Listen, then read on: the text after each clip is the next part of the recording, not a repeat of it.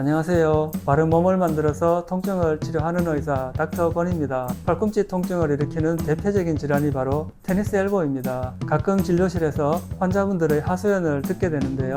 사무직 종사자인 어떤 분은 키보드나 마우스를 만질 때마다 손목이 아파서 움찔하다 보니 일을 그만둬야 되나까지 고민이라고 하십니다. 또 어떤 분은 양치질하거나 숟가락 잡을 때도 아파서 식사도 겨우 한다고도 하십니다. 이런 분들은 병원에서 치료도 받으시지만 일상생활에서 팔꿈치 통증을 심하게 하는 나쁜 자세나 생활 습관을 교정하고 회복에 도움이 되는 좋은 습관과 자세를 몸에 익히도록 하는 것이 치료와 병행이 되어야 합니다. 그래야 테니스 엘보에서 완치될 수 있습니다. 하루를 지내다 보면 수없이 반복하게 되는 손목을 과도하게 사용하게 하는 동작들은 모두 테니스 엘보를 악화시킵니다. 손목을 과도하게 쓰는 동작이 원인이 되어 팔꿈치 통증을 일으키게 되는 것이 바로 테니스 엘보이기 때문입니다. 손목을 과도하게 쓰는 동작들이 어떤 것들인지를 아셔서 줄이시는 것이 좋고, 줄이기가 힘드시면 적어도 이런 동작을 반복적으로 장시간 하는 도중에 5분, 10분 정도라도 휴식 시간을 넣어서 관리를 해주셔야 합니다. 예를 들어 4시간 컴퓨터 작업을 하시면 40분 작업 후 10분은 휴식을 하는 것입니다. 이렇게 작업의 중간중간에 끊어주는 것만으로도 근육과 힘줄의 염증을 예방하는 데 도움이 됩니다. 첫 번째는 컴퓨터 작업입니다.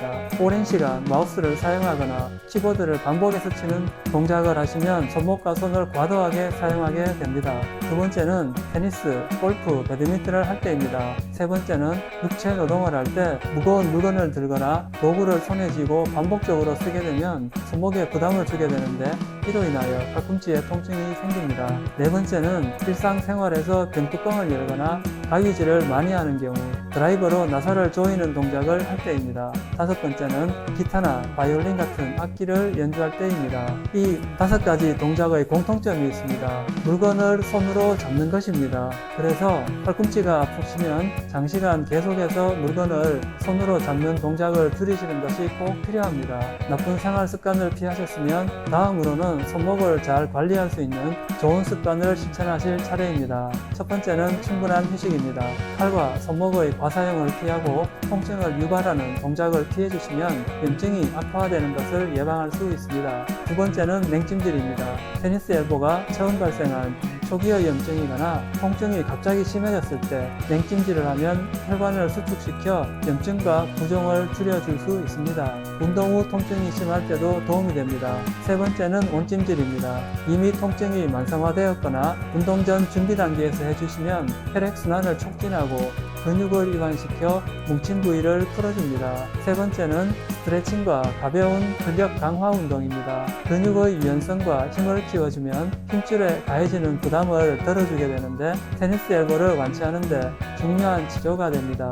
네 번째는 보호대의 사용입니다. 보호대를 팔꿈치 바로 아래의 근육이 불룩한 부위에 착용하시면 근육의 움직임을 줄여주어서 힘줄의 염증을 치료하는 데 도움이 됩니다.